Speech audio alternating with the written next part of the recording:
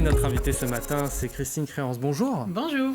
Vous êtes la présidente de l'association SOS Femmes Vendée. On en a parlé ces dernières semaines. Les signalements de violences faites aux femmes, et notamment au sein des couples, ont nettement augmenté dans le département cette année. On va en parler, mais avant toute chose, qu'est-ce qu'on peut dire sur votre association et quel est son rôle ? Notre association, c'est une association ancienne sur le territoire de Vendée. Elle a été créée en 1986 et aujourd'hui, on est une association de professionnels, 21 professionnels. Et notre mission principale, c'est l'écoute, l'accueil et l'accompagnement de femmes et d'enfants victimes de violences dans le couple. Notre particularité, c'est la capacité à accueillir en urgence et à mettre en sécurité. Et pour ça, on a des dispositifs collectifs et des appartements en diffus, particulièrement sur La Roche-sur-Yon et aussi sur Fontenay-le-Comte et tout dernièrement sur Luçon. Donc ce sont des femmes qui ont besoin d'une mise en sécurité en urgence.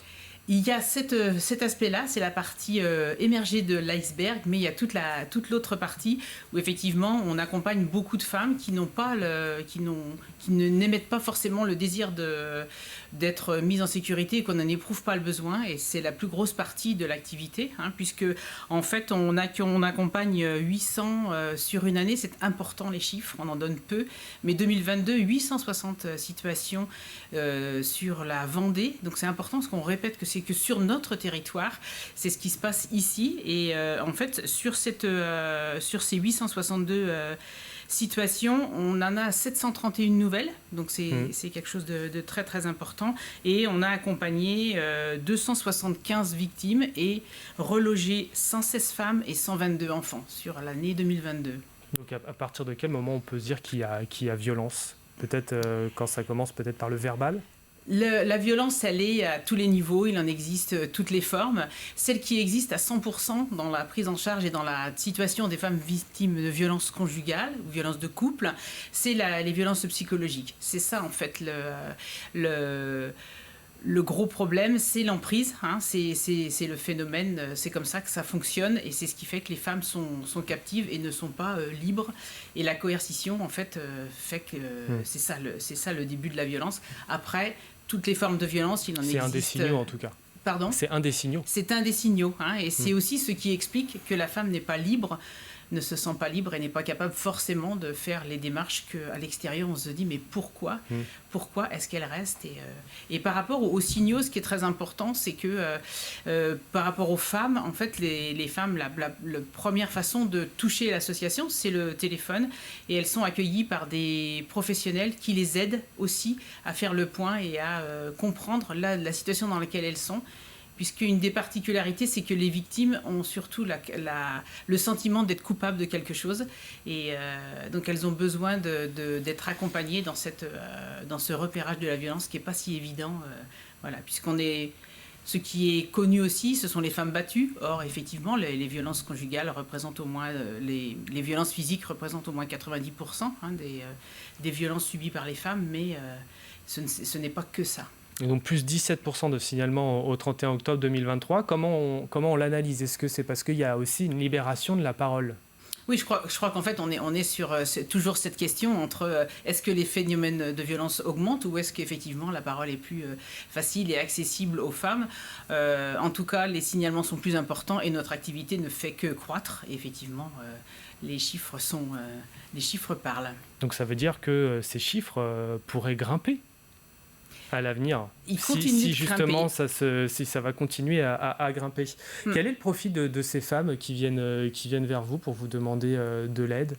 Alors ça, c'est extrêmement important comme question et merci de nous la poser parce que en fait, c'est une réponse très large, c'est qu'en fait, il n'y a pas de profil. On accueille des femmes qui ont à partir de 18 ans jusqu'à plus de 70 ans. On accueille des femmes de tous les milieux sociaux, professionnels. Il n'y a pas de profil type. Ça n'épargne personne, si on peut le dire dans ce sens-là. Il y a un service national d'écoute pour toutes les violences faites aux femmes depuis 1992, il me semble. Est-ce qu'en Vendée, on l'a sollicité ? Vous savez si ça a augmenté un petit peu ? Le numéro dont vous parlez, c'est le 3919 et c'est le fait. numéro qui est porté par la Fédération Solidarité Femmes à laquelle on appartient. Hein. On est dans ce réseau national. Et oui, bien sûr, elles ont une augmentation phénoménale de leur chiffre d'appel, d'autant qu'elles sont passées en 24 heures sur 24, 7 jours sur 7. Mais par rapport à la Vendée, on a aussi, nous, un numéro qui fonctionne 21 heures sur 24. Et si les femmes ne connaissent pas notre numéro, le 3919 a repéré toutes les associations du territoire et redirige en fait les femmes ou les familles ou les accompagnants ou les professionnels qui cherchent une information sur les violences de couple. Et donc ça, 21 heures sur 24. 21 heures sur 24, La ville de Challans a annoncé, elle aussi, la création d'un hébergement d'urgence pour les victimes de violences intrafamiliales d'ici à 2026. L'adresse de vos hébergements est tenue secrète. Tout à fait. Voilà, ça c'est pour des questions de sécurité, tout simplement. Quelle est la raison pourquoi proposer ces solutions de relogement ? Eh bien, en fait, elles sont multiples les raisons pour lesquelles on a besoin de reloger les femmes. C'est que quelquefois, effectivement, la seule façon de sécuriser la femme et ses enfants, c'est de la faire sortir du domicile conjugal. Et donc, c'est une raison pour laquelle on a besoin d'hébergements et que les hébergements se multiplient et on a besoin aussi d'aller sur les territoires et de ne pas tout centraliser sur La Roche. C'est aussi pour ça que la ruralité, on est un département rural avec des moyens d'accès plus ou moins simples, mais en tout cas, c'est important effectivement que ce réseau se déploie sur tout le territoire vendéen, de façon à aller vers les femmes, puisqu'on sait que c'est très compliqué cette démarche d'aller vers. Et pour en revenir à votre question sur l'hébergement, c'est un temps aussi où la femme a le souffle, où la femme arrive à se poser et peut effectivement prendre conscience de ce qui est en train de se passer pour elle et ses enfants et imaginer des solutions d'après, comment on fait. Elles sont accompagnées avec leurs enfants également. Bien sûr, elles sont. C'est extrêmement important. Un toit, ça ne suffit pas. On sait bien qu'offrir un toit à une femme, c'est essentiel pour sa sécurité, évidemment. Mais l'accompagnement, c'est la grosse part, et c'est ça qui fait en fait que l'accompagnement par des professionnels qui ont une formation sur les violences conjugales, ça c'est essentiel pour l'aider à faire d'abord à prendre conscience, parce que effectivement, les victimes ne sont pas toujours consciente de ce qui est en train de se passer. C'est aussi ça le travail d'emprise, c'est de faire en sorte que les femmes ne soient plus maîtresses en fait de leurs décisions. Et l'accompagnement, il sert à plein de choses, à accompagner et à donner à la femme le temps et l'espace pour pouvoir se reconstruire. Mais c'est toujours un accompagnement extrêmement long. Et comment on fait pour vous joindre ? Eh bien, en fait, on a un numéro de téléphone, on a un site, on a une adresse mail.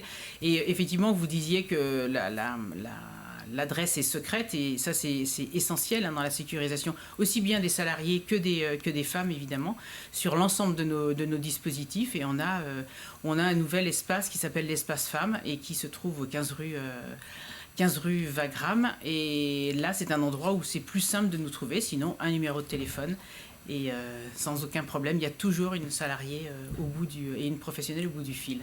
Merci Christine Créance d'être venue sur le plateau de la Merci matinale beaucoup de pour TV Vendée.